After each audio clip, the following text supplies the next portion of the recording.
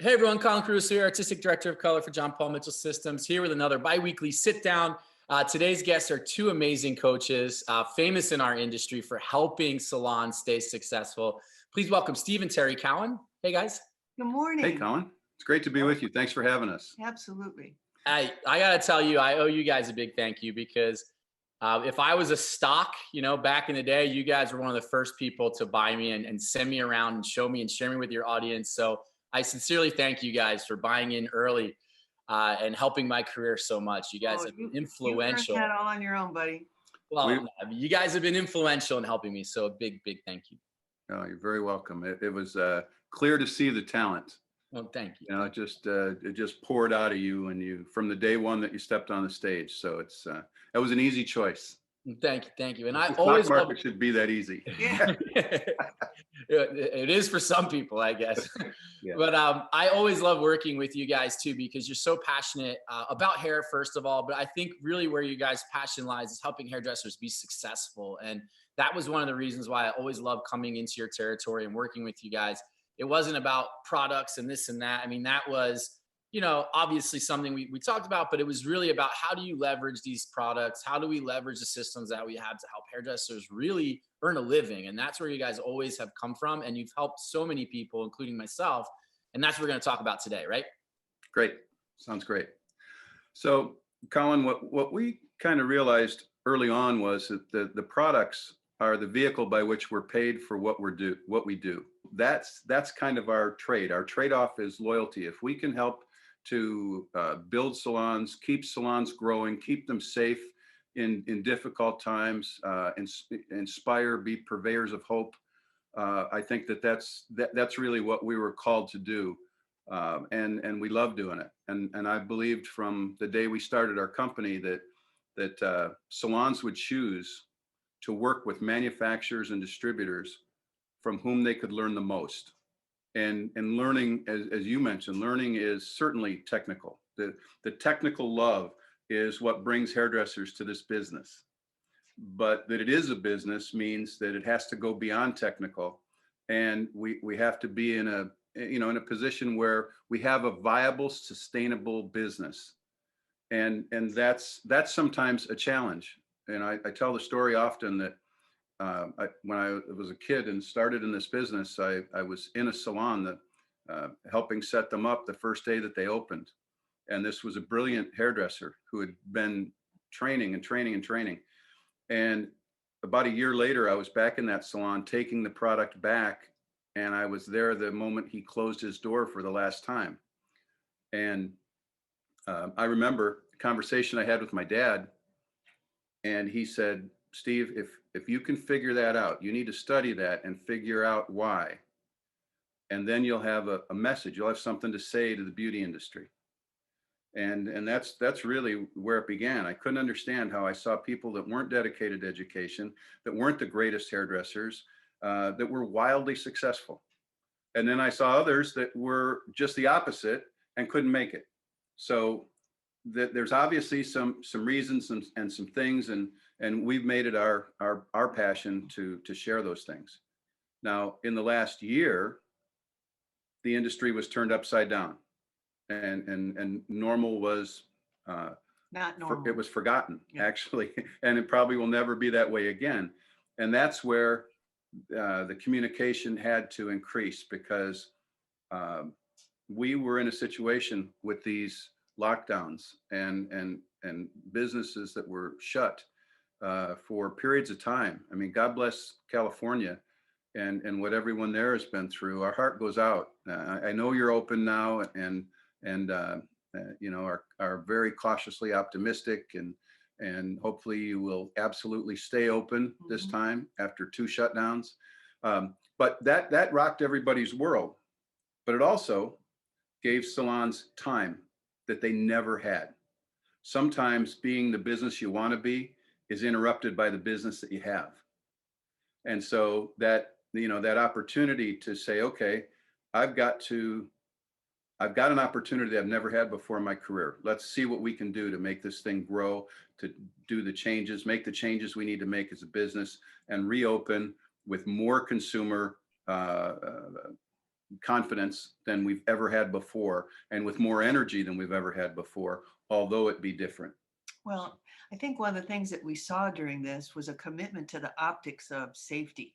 And it took more than that. I mean, I can tell you a salon I visit, their optics were done beautifully. Every detail they thought of. What they didn't think of was the words to support their dedication to the safety for their guests.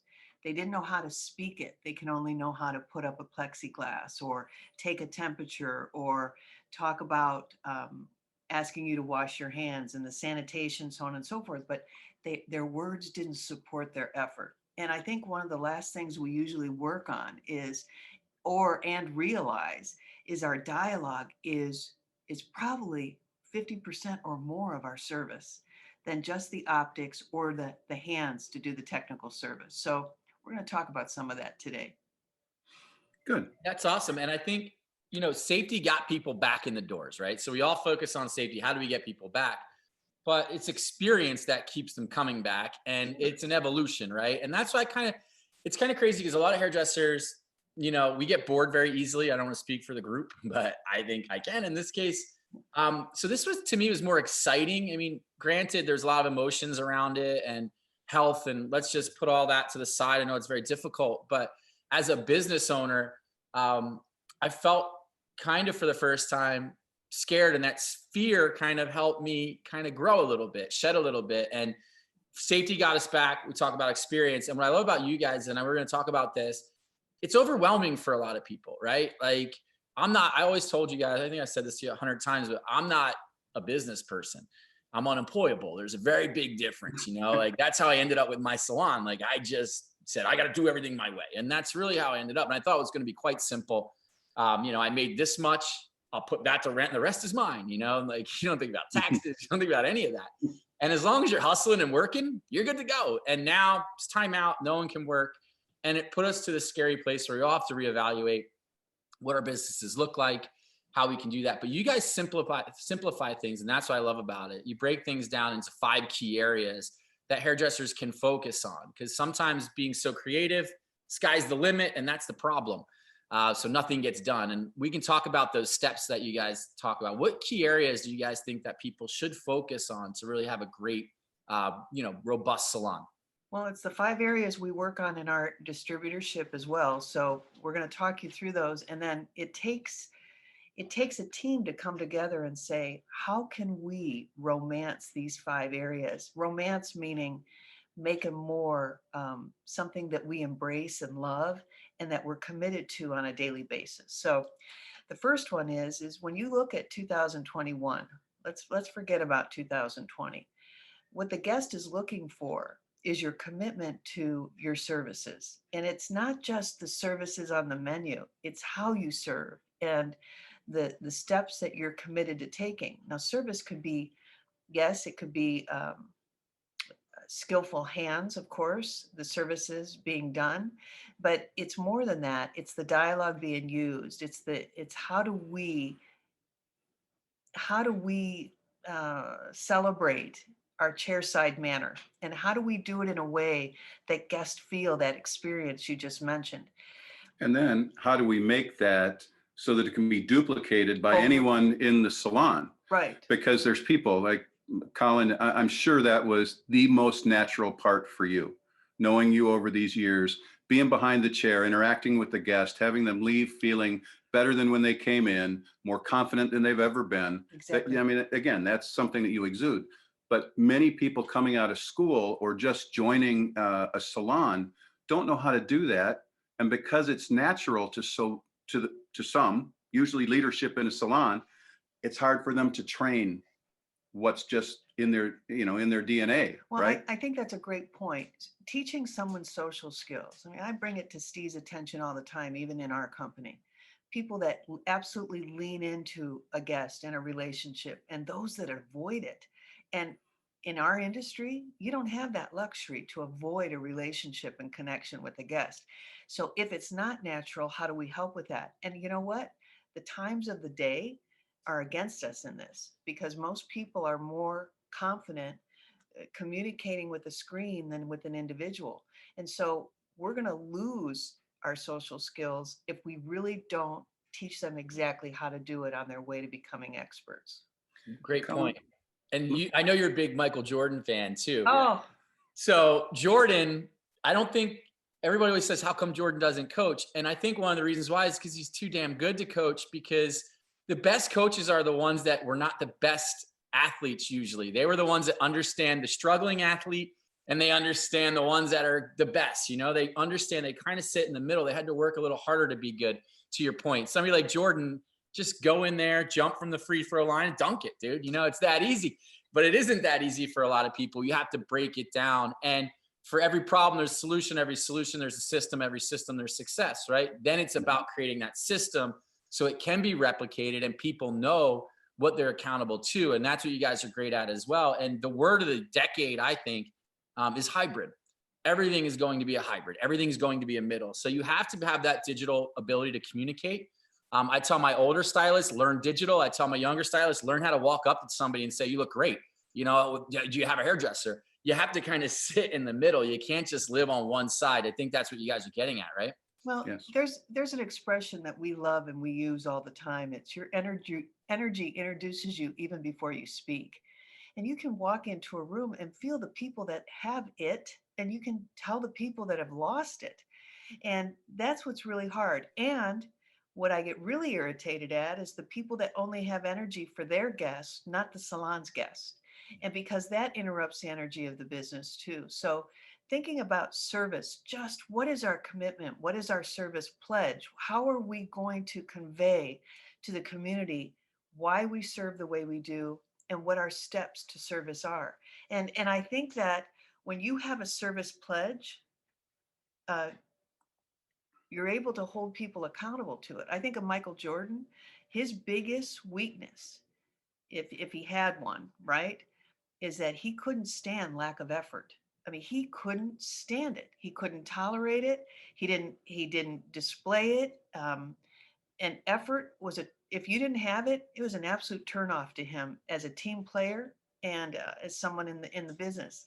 You'd hear him talk about other players. Yeah, he's good, but he's lazy, So effort is a big deal. And why, as owners, do we not hold people to an effort standard?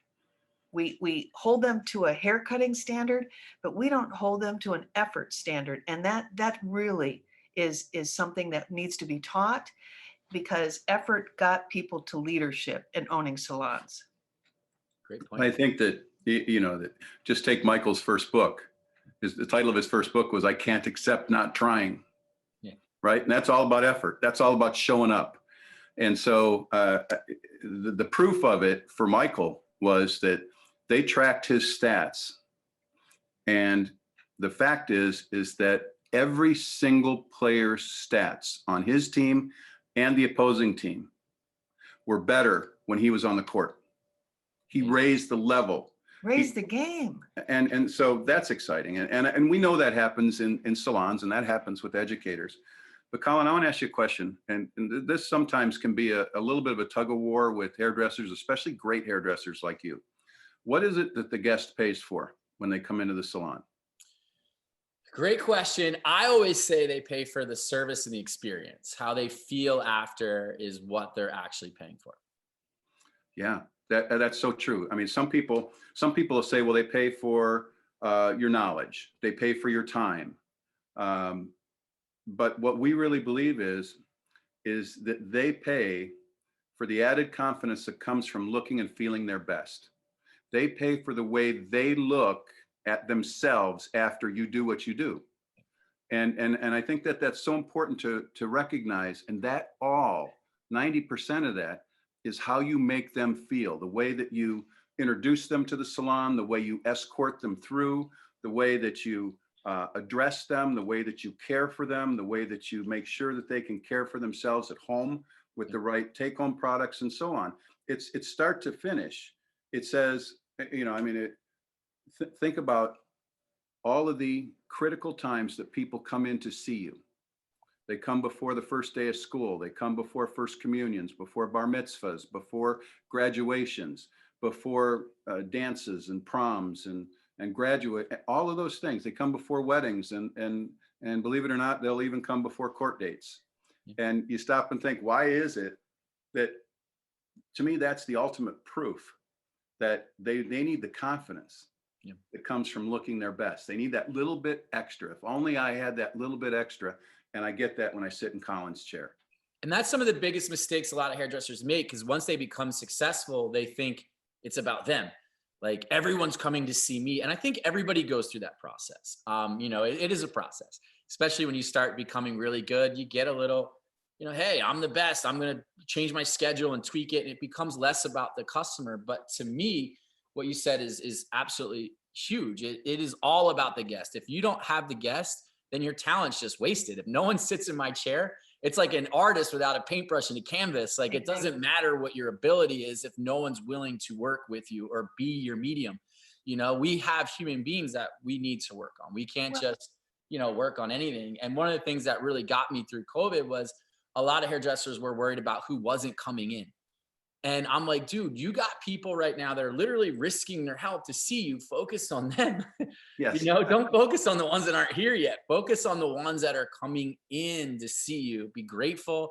I know it doesn't always help pay the bills that way, but that kind of energy, I do believe, pulls more people back into your chair than, worrying about who's not here while you're working on somebody who is here. I think another thing to layer on top of that is another Michael Jordan example, but it's so true. Steve Kerr is a great coach. I mean, look at his record already, right, with the Warriors. And of course, every time he's interviewed, someone is going to ask him about what it was like to play with Jordan, right? And I love when he says that there are players that play in the NBA that even in a game, they might take the night off. Their effort might be a little bit, You can see it if you watch TV. they're just not hustling as much, and they're playing and they're a starter, but they are taking the night off a little bit. And Steve Kerr gives that example. And then he says Michael Jordan not only didn't take a game off, he didn't take a practice off. The guy was full out effort all the time. And then you think about the temperament of salons, people walking in the door saying, can I leave today when I don't have a guest? And can I go home? Or if anyone needs to go home early, I volunteer. They talk about not being there. Just like you said, they talk about the guests that aren't there versus the guests that are in their chair. And they talk about being away from the salon versus all out in the salon. And I need people to understand that affects the service culture of your business in a major way, because you're really not there when you're supposed to be there mentally. And the greatest gift you can give in those, average 32, 35 hours a week now, is to be there. Absolutely be present and be there when you're there. And when you're home, go enjoy life and celebrate. But when you're there, your commitment to your team and to your guest is that you're going to be full out. I love that. I'm getting fired up. I'm ready. I'm ready to punch in. I'm off this week. I'm ready to punch in right now and do it. I love it. That's why you guys are the best. Go get them. So I don't know if I want to play basketball or go to work. I'm into everything, man, but I love it. And you you're can right. dribble right in the salon. Dribble right in. But yeah, let's focus on service. Let's focus on providing service. I think it is really your key point. And then also look at other service revenue streams. How has business changed? What are you really good at that maybe you're not celebrating? Again, go digital, go those routes. What maybe new products can you bring into your salon to create an energy? And I think that's something an owner has to do as well. Like, get your staff excited. It is up to us. And I'm not the best at it myself. I'm listening to myself speaking, taking notes. Like, here's some things I got to do as well. And that's why these talks are so great. And you guys are great coaches. And that's another thing I always tell people, like, get a coach. If you're not doing well, like, don't put it all onto yourselves. Even though you've had this for 15 years or however, you need help and you need motivation and you need someone to remind you sometimes why you love this and what you got to do. And that's why I love the 5 steps. So we got service. The next What's the next step?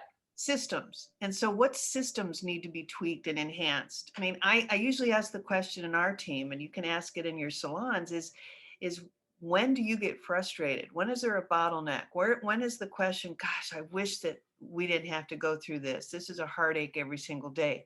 It could be keystrokes on a computer. It could be the conversation we have at the front desk during the farewell. I mean, a lot of salons are now going to iPads in the salon to make it the checkout process easier and smoother.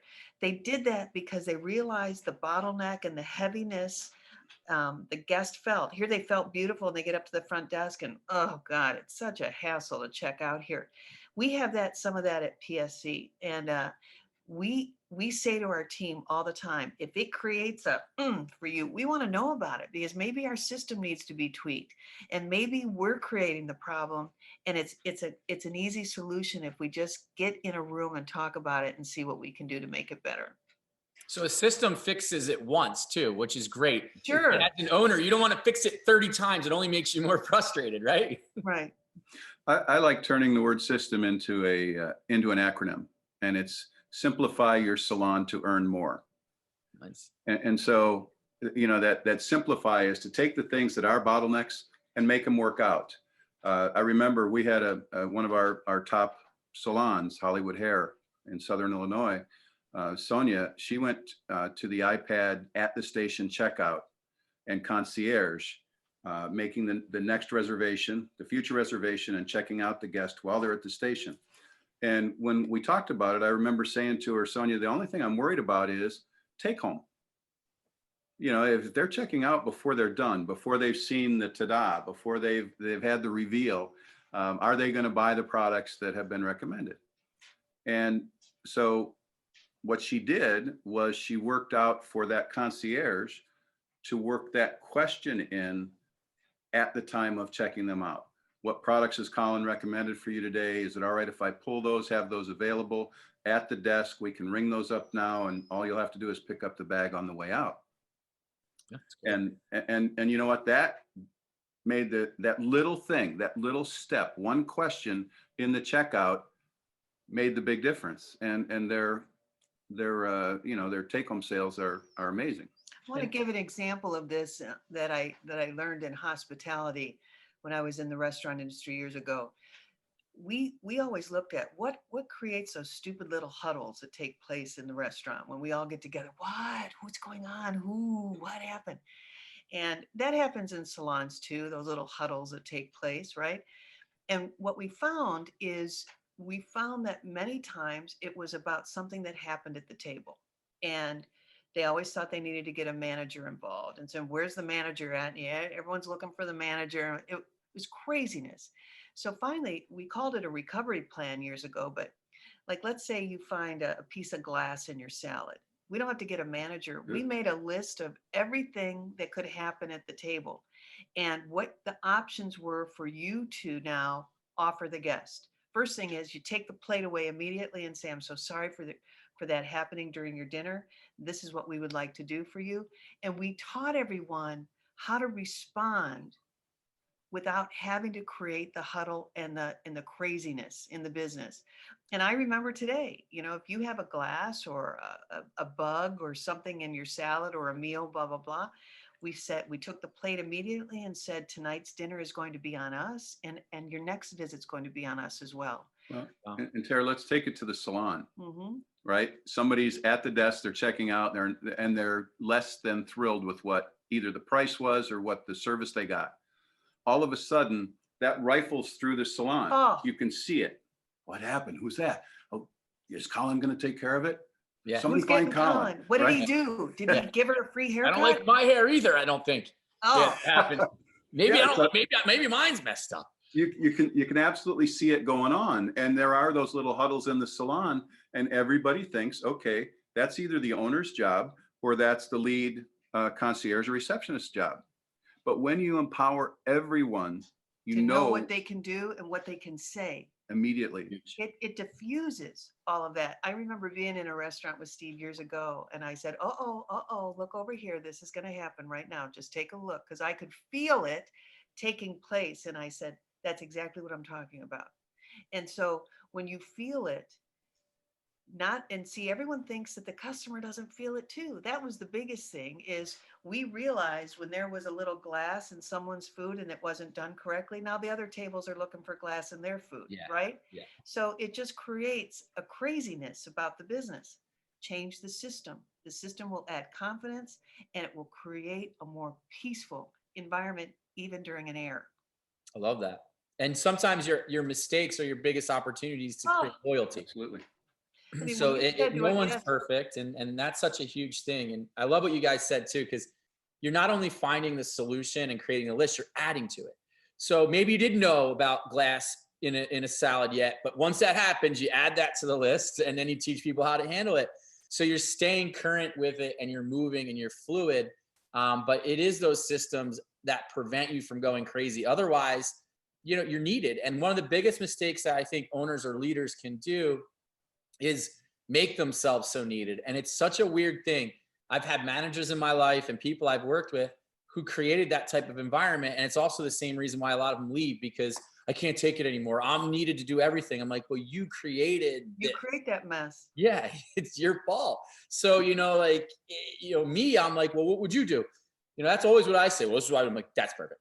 Go ahead and do that. And that's an obvious solution. So you do want people that, and let's be honest, those type of employees are, as the type of employee that we have switches, they want to be able to make their own decisions. They will make the right decision. They want, most of them, they want to be empowered. They don't want to be micromanaged in today's world. And I do say, people always ask me this, and I'm sure they ask you too. If I'm a salon owner and I'm losing people to other salons or to booth rental, again, let's bring this hybrid situation back in. Why do people leave to booth rental from commission salons or salons? Is because they want to run their own business. If you have a structured business in place where people feel like they can make their choices, they can do what they need to do, they can come and go, they don't necessarily feel like they need to be employed by themselves if they have that ownership, I think. And that is kind of the hybrid situation that we're moving towards. You want to give the structure, the discipline. Here's all the benefits of working here, but you also want to allow people to make the right decisions. And we even do it at Caruso, where if somebody needs to take off, they'll just switch a day. And they have that flexibility where I'm going to take off Tuesday, but I'm going to come in Thursday, to make up that time. And I'm good with it. Like, that's the flexibility that we start to look at. And they want the numbers. They want to hit the numbers too. So they're just swapping. Why not? Why not? Yeah. We had that in the hospitality too. I remember trying to write a schedule one time, and I went down to write the schedule, and everyone would put their day requests on a calendar. And I was following lines up because there was no more room on the calendar. And I said, that's it, done with this. And I said, I'm going to write a permanent schedule. And if you need a day off, you have to work with a teammate and you have to work it out with yourselves. I'm not doing this anymore. Yep. I can't spend that much time. And, there was a concert in town and everyone wanted to go to the concert. Good for you. But we have to have a business to run. So that's kind of, you fix the system when there's drama. The other thing I wanted to say about at the table is a good example. We told them, take that plate away right away. The last thing you need to be doing is staring at the problem, right? I mean, I remember one time I said, I think my hair is orange. And the salon took me outside in the sun, in the parking lot to say, no, it's red. Look, that's just red. That's not orange. And I was, okay. And, I love. They call a committee around. Yeah, the whole world's involved. And I got home and I walked in the house and I think my mother or brother said, why do you have orange in your hair? And I was like, oh, God. Yeah. So live outside, you'll be great. If you don't go inside, you'll be fine. And my point is I'm not going to try to tell that guest that's not glass, right? Yeah. You're not going to do that. There's no argument. There's no debate. Just fix the problem. And you take away the offense immediately and try to solve the issue, right? Okay. There's no right or wrong in hair. It is completely, people have different cones in their eyes. They see color differently. So one of the things, if you really want to be a great colorist or hairdresser, you take yourself out of it. And I always have that. Guest calls up, does this look red to you? I'm like, I don't care. Like, if you're seeing red, here's what I'm going to do to take it out. It doesn't matter what I think. If I say, no, it doesn't, goodbye, it's not the result. So you're right. Take yourself out of it. But here's the trick, Terri, like, you have to be a really good artist to be able to do that. Otherwise you fight and defend your work because you don't know how to fix it. Spend more time learning how to fix it and less time defending it. And you're going to build your book. It's going to skyrocket. It's a great point. But I think mentally, maybe they just weren't ready for that red yet. You're going to get them there. But perception is reality. And yes, we're not going to let the ego to get involved. But yeah, it's gorgeous. A hairdresser is always going to be more daring than the average consumer. So sit back, take yourself out of it, and make sure the guest is happy when they leave. The next one we're thinking about is the people side. What are we doing to develop people this year? I mean, just in this conversation, we've talked about things that really need to come together and be organized as a group. We need to have skillful hands, skillful hearts, skillful ears. We need to be able to understand and listen. How many people now, and it happens in our world all the time, just don't listen. It happens with us. I start to ask a question, he thinks he knows the answer already, because in texting you think you know the Saving answer. time, yeah. Yeah, you're saving time and you know the answer already. And I'll say to him, I'm not done yet. I wasn't even done asking the question. And so the world is moving so fast that it's enabling us to really connect and listen to what our guests want. And what is it? You know, when you get the text, you don't really wait for the whole, you're already answering and they're not even finished writing.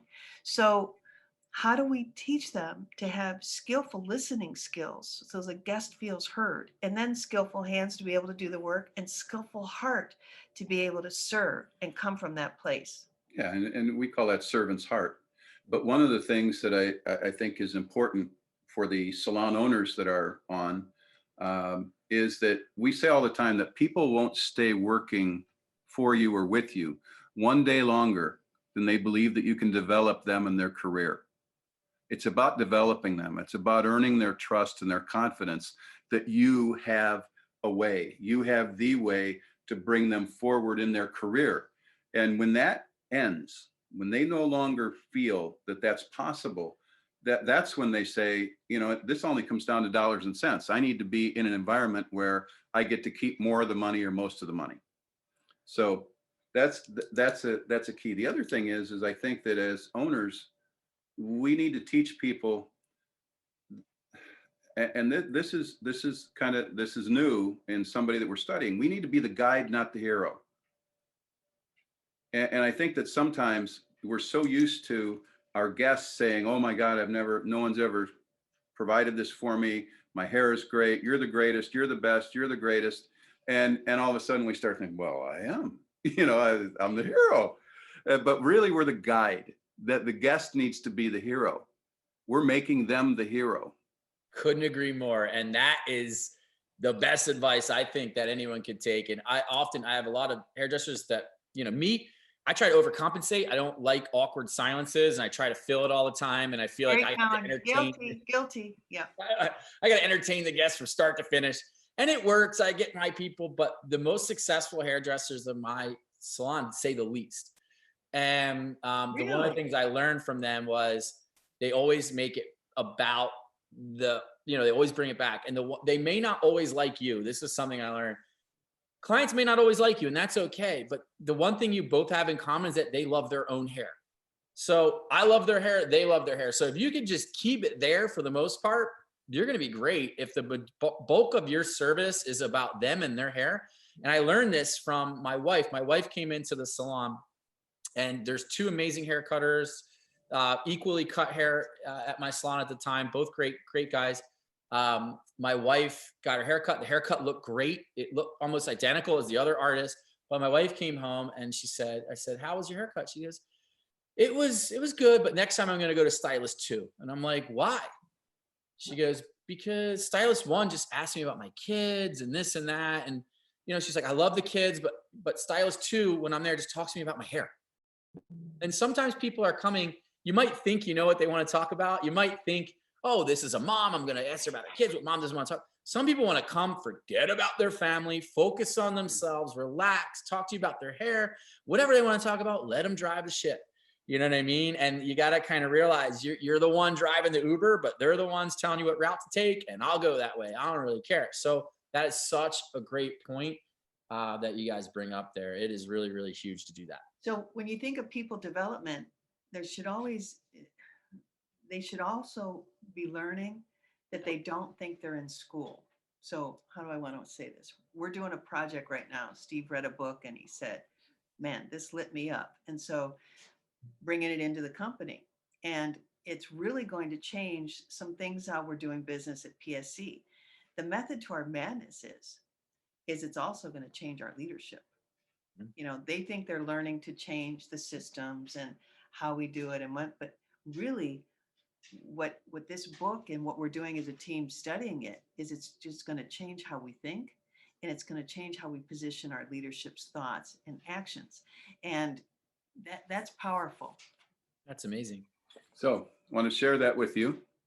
This is the book. It's called Business Made Simple. It's not really simple. It challenges you. It challenges you, but it's a simple. Donald Miller is the author. Cool. And So what's good about, go ahead. I'm sorry, what's good about that book, Colin, that I think makes it very digestible for hairdressers is it's a 60-day course. Wow. There's videos, there's education. It comes in 60 bite-sized chunks. That when you buy the book for less than $20, you get also these videos online, and you spend 5 to 15 minutes a day, period, for 60 days, all work days, not weekends. And it's amazing what can be done. I'm having fun.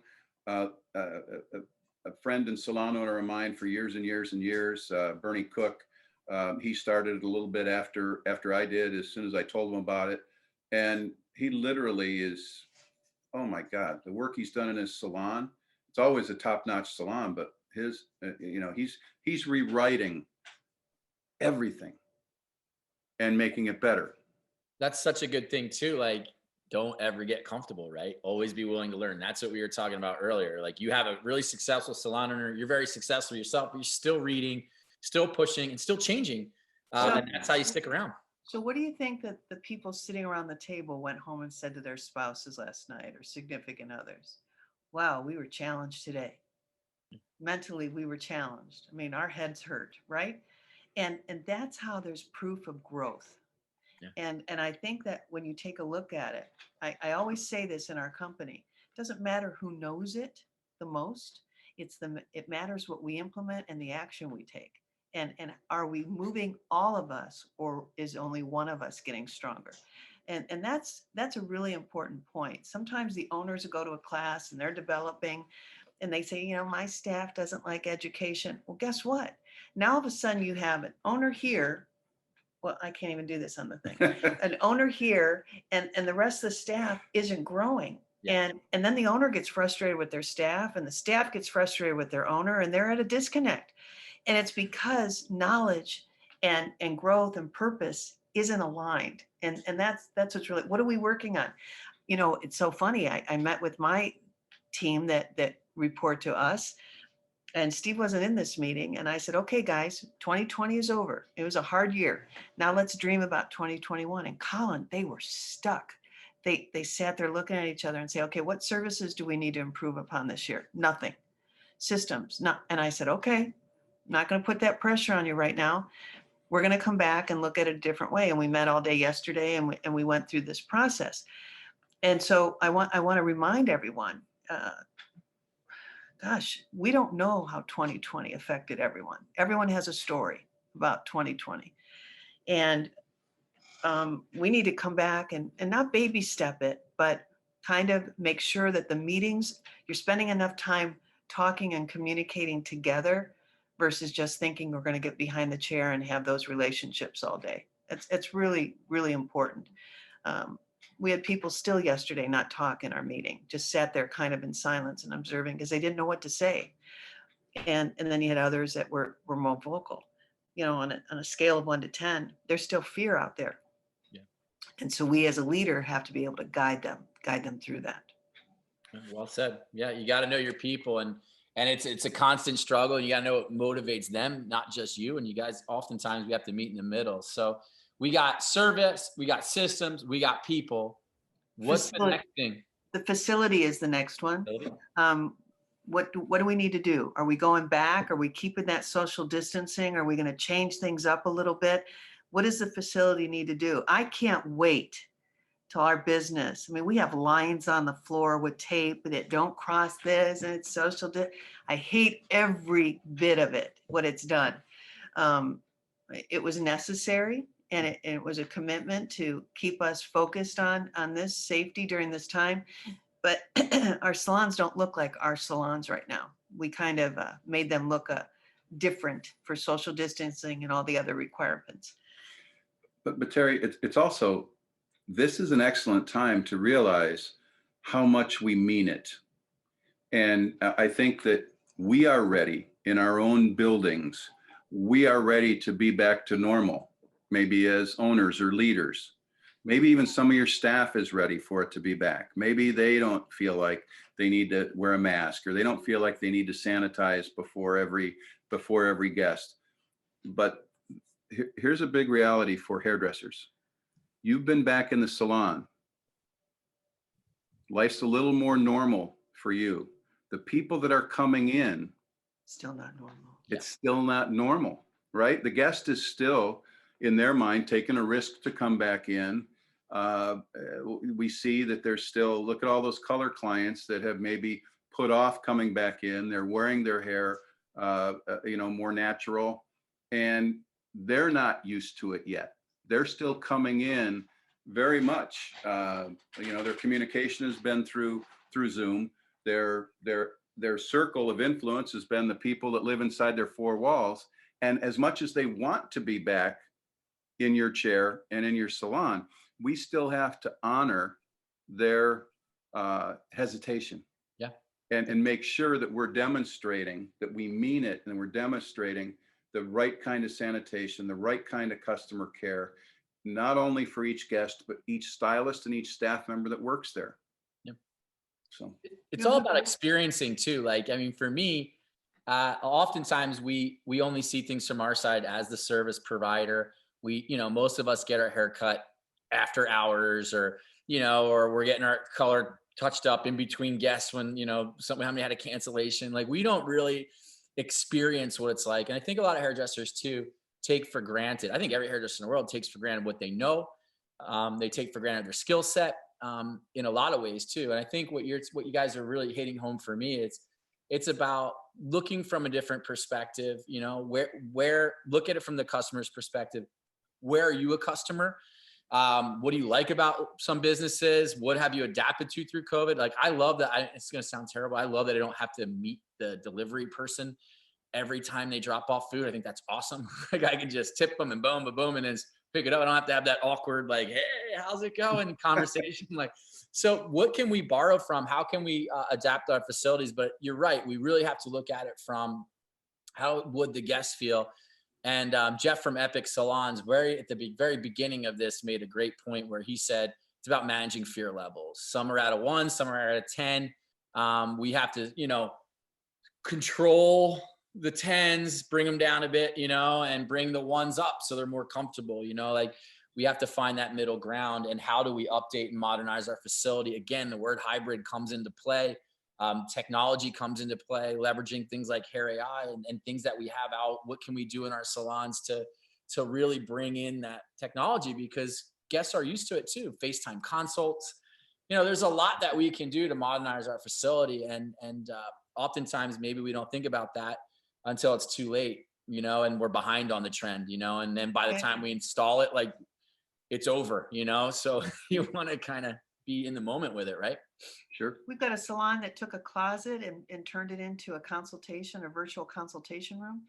And they can show swatches, and they've got other tools. It's kind of taken the school sales room into play. So you can do a lot of things during this, but what does your facility need to do? And you're right. I mean, painting a wall, that's still facility. What are we going to do this year to make sure we're still look like a committed salon that we were when we opened our doors?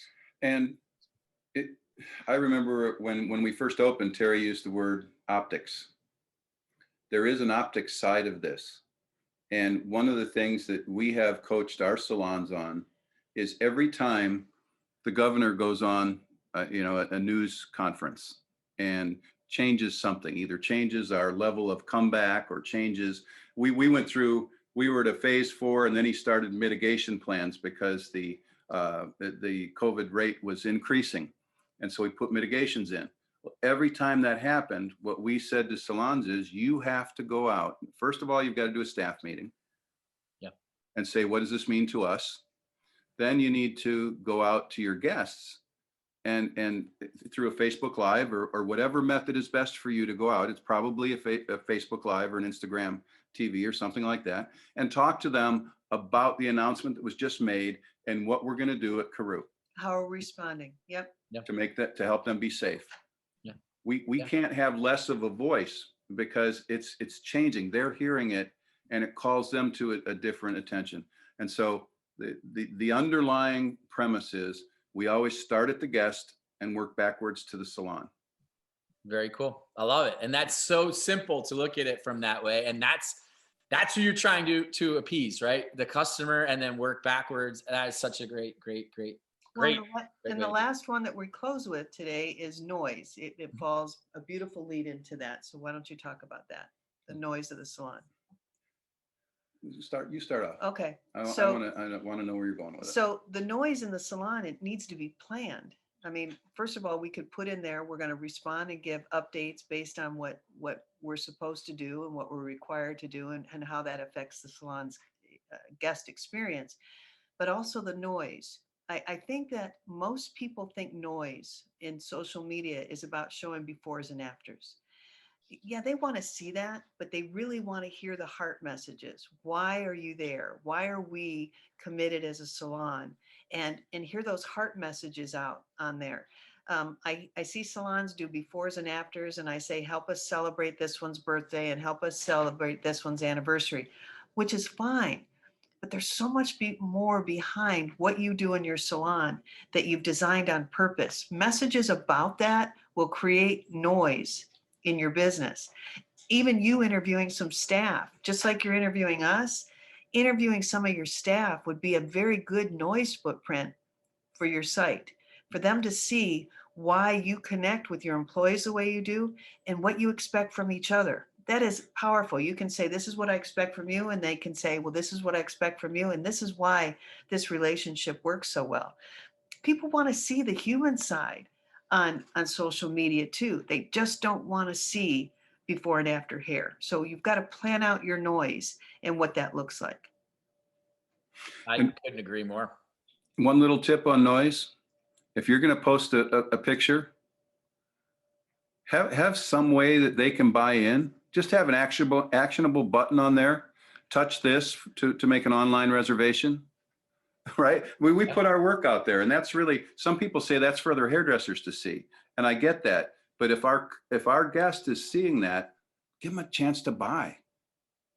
That's a huge statement, because a lot of hairdressers, I always tell them, like, it's really nice to tag all these amazing companies, tag Paul Mitchell in things, tag Hairbrain, tag us.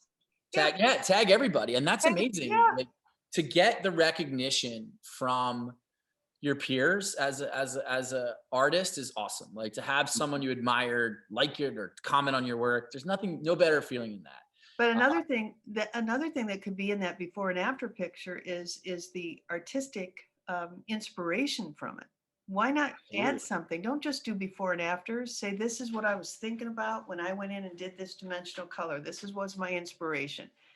It's not enough just to be a before and after picture. I agree. And you want to follow certain hashtags. You want to tag local businesses. Like, you get that professional. Are you trying to gain? And this is something we do at Paul Mitchell all the time. I've created it myself to keep myself. Who's my audience? If I'm going to teach a class to future professionals, that might be different than teaching it to a seasoned vet, which might be different than launching a product to a distributor, which might be different than, launching something to a customer that sits in my chair. You can be all those things at once, but you should be pretty clear as to, what you're trying to do with that post and who's my audience. So for a lot of hairdressers are trying to build within our community to become an influencer. That's great. But really the where the power lies, and I think it's what you're really striking with me, the power lies in getting people to sit in your chair. The power lies in, this is what I posted. That's where your freedom is going to come from. And I often remind people that, like, yeah, being an influencer is great. You're going to have, but you could have that freedom times 100 just by being booked and busy and successful behind the chair. And your post should really be geared towards getting people to sit in your chair. Once you have a busy book and you want to become an influencer, do that. That's a different type of post though. And I love the actionables. So wait, before you say this, your noise is either generic or specific, like your service, generic or specific. And I think that the greatest example I can give of generic and specific is Starbucks and going to their drive-through. You know, every other place you go to, and you can go McDonald's or all the other ones that are drive-through, say, okay, pull on up, right? But what did they decide to do to make theirs specific and joyful? See at the window. I mean, and you know, the first time I heard that, I was like, okay, I'm coming. I mean, I was so excited. It wasn't, you didn't rush me, get your money out, have your money ready. We don't talk to you, pull up. Yeah. And when they did that, it just, someone had to think about how are we going to make our drive-through experience more specific and joyful? How are we going to do that so we don't sound like everyone else? And that's sometimes what noise on social media looks like. It just looks like pull up, right? Versus joyful and specific to us. And that's the best example I can give you on a company that took something so small and made it so right. Very, very cool. And I've not even noticed, and now I'm going to pay more attention to that detail. Oh, you don't hear them say that? See at the window. I've not, I don't go to Starbucks very often, but Okay. it's things like that I'm saying, like if you've experienced that as a consumer and then you brought it into your own business, into your own world, and it's so relatable, and that's all we have to really do to be successful. What makes me feel good as a consumer? How can I provide that in my own business? So I love spending time with you guys. We could talk for hours upon hours upon hours. Where do people follow you guys to learn more? You know, if they want to be inspired, learn more from you, how can they do that? Go ahead.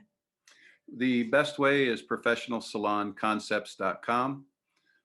There's a Terri and Steve tab. There's also an education tab.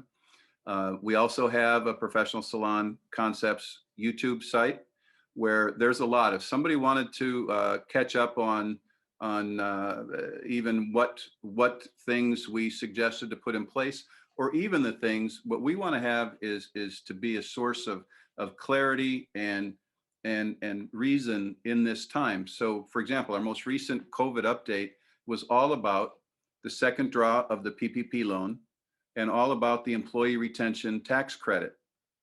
Now, there's a lot of people that don't realize the employee retention tax credit's even out there, and it's free money. And if you retained your employees, during COVID, you're being thanked for it. I mean, they want to, it's out there. And so our big worry when the first PPP loan happened was that the paperwork and whatnot would be frustrating to the creative, frustrating to hairdressers, and therefore they would take a step back from it. Or finding a bank at that point that would honor Yeah. it. Right? It's scary. We're not numbers gifted people usually. What I found last Friday night, Colin, I spent on the texting our key people that we influence and saying, have you filed for your ERTC, your employee tax retention credit? Yeah. And the majority of them said no. I did get one that said yes. And I even had one say, I didn't, because I followed up with, of course you've applied for your second PPP loan. Yeah. And I had one person text me back and say, you know, we're doing okay. And so we didn't want to take the money from somebody else. And I said, I love your heart. Generosity. Yeah. But the fact of the matter is it's available, it's there, and you don't know what's coming down the road, and it's just good business. Yeah. And so do that. So those things. You'll find that out there. We try and be that source for ourselves. And I watched your video, and thank you. I felt a lot more prepared handling that, because we're not numbers people, and that does help. And we're learning to become them. You know what I mean? But having coaches like you guys really does make us feel a little more powerful. I think we have about 80 hours of education, 1 hour snippets. We have about 80 of them. And they're topic related. Take a look at it. They're free, and just go in and let us be. If you have a hard time finding this, I don't know what I need right now. Look at the list, and it might pop out yet. This is the class I need to hear today. That's so encouraging, and I think guys definitely take them up on that. Check them out. Like I said, I watched the PPP second draw. We were quick on the draw with that information as well, and it was just super helpful. Even having conversation with your accountant. You know, if you have an accountant, you're like, that's not for me. Check it out. Be able to be educated in something so you can at least have a better conversation about it and know what's going on. I thank you guys so much for your time. I know you're incredibly busy. Thank you for having us. We're I so love honored. seeing you We guys. are. I miss you. I really do. Miss you And too, my We friend. miss you, see and we soon. miss you being in the theater and the academy. Gosh I darn it. know. Well, listen, I want to be first back. So whenever we're ready, I'm in. All right, my friend. All right. I'll see you Take guys care. soon. God Bye-bye. bless. We love you. Ciao.